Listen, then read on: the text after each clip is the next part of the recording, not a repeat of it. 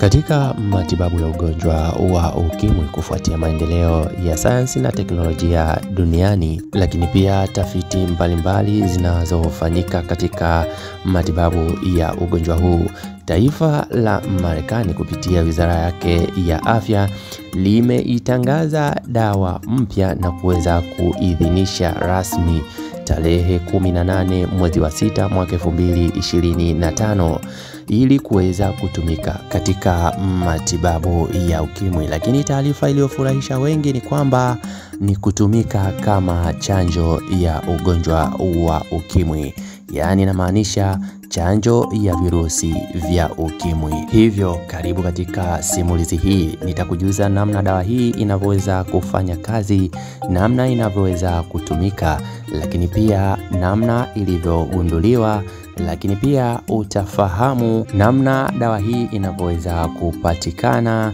na bei yake kwa nchi ya Tanzania. Kaa nami mwanzo hadi mwisho. Nikumbushe tu kabla ya simulizi hii uweze kusubscribe channel yetu, gusa neno subscribe hapa chini, kisha weka alama ya kengele ili kuweza kuwa karibu zaidi na habari kama hizi na elimu za kiafya zinapotoka kwa wakati. Lenacapavir ni dawa ya kupambana na virusi vya ukimwi ambayo hujulikana kwa jina la HIV capsid inhibitor. Huzuia virusi vya ukimwi kwa kuiga ama kuathiri gamba la protini la nje ambalo hujulikana kama capsidi. Dawa hii kwa mara ya kwanza iliidhinishwa mwaka 2022 na matumizi ya awali ilikuwa ni matibabu ya watu waliokuwa na upinzani wa dawa nyingine nyingi za HIV za ukimwi ama virusi vya ukimwi. Nikisema upinzani inamaanisha watu ambao walikuwa wakitumia dawa mbalimbali za HIV lakini bado matibabu yalikuwa hayaleti matokeo chanya. Wamekuwa wakibadilishiwa dawa mbalimbali ama magrupu mbalimbali ya dawa, lakini bado hali zao zilikuwa hazileti matumaini. Hivyo walihamishiwa katika dawa hii ya Lenacapavir ambayo ilionyesha matokeo mazuri. Hivyo matumaini pekee ambayo yamefufuliwa na taifa la Marekani ni kwamba inaweza kutumika kama chanjo ama kinga ya ugonjwa wa ukimwi, na kitaalamu inaitwa PrEP, yaani pre-exposure prophylaxis.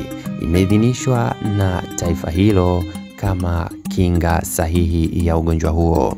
Ambayo inatumikaje nitakueleza, lakini kabla ya yote niweze kukupa historia fupi ya uidhinishwaji wa dawa hiyo.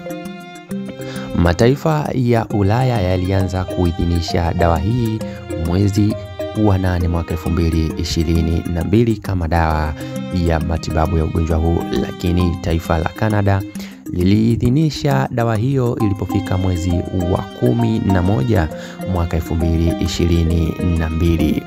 Taifa la Marekani pia mwaka huo 2022 lilikubali dawa hiyo iweze kutumika katika matibabu, lakini baada ya tafiti kuendelea zaidi, taifa la Marekani limekuja na utafiti mpya na kuwa utafiti bora zaidi ambao pia umepewa sifa na shirikisho la afya duniani kuwa ugunduzi bora kabisa, ule ambao mwaka 2025 Juni tarehe 18 limeidhinisha dawa hii kuweza kutumika kama chanjo ya ugonjwa wa ukimwi ama virusi vya ukimwi chini ya jina rasmi lililoitwa Yeztugo, ambapo itafahamika sokoni kwa jina hilo. Baada ya hayo yote niweze kukusimulia namna inavyoweza kutumika. Dawa hii hutumika kama chanjo nyingine ambayo hutolewa chini ya ngozi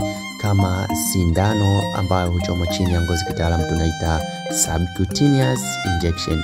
Hutolewa mara moja kila baada ya miezi 6 ama unaweza ukasema wiki 26, na utakapochelewa unaanza tena na itakuwa haifanyi kazi ama unaweza kuharibu mpangilio wa dozi. Na imethibitishwa kuwa na ufanisi wa 99.9% kuweza kuzuia kabisa maambukizi ya ugonjwa wa ukimwi. na wakati unapotumia dawa hiyo ni kama dawa nyingine, ina madhara madogo madogo ambayo yanaweza kutolewa kama tahadhari, ikiwemo maumivu ama uvimbe sehemu ya sindano ama kichefuchefu. Lakini atakapokuwa madhara makubwa, ikiwemo mwingiliano na dawa nyingine, hususan zile zinazoziathiri ikiwemo dawa za TB.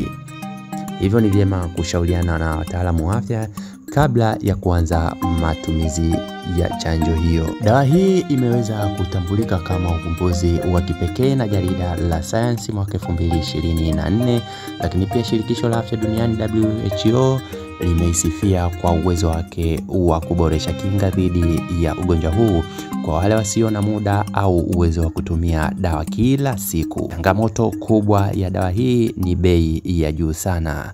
Inapatikana kati ya dola za Kimarekani 28,000 hadi 42,000, ambayo ni mahesabu ya hadi kufikia milioni 73 za Kitanzania hadi milioni 100 za Kitanzania kwa matumizi ya mwaka, kwa maana ya dozi 2, ambayo inaweza kuwa kikwazo kikubwa kwa nchi zenye kipato kidogo.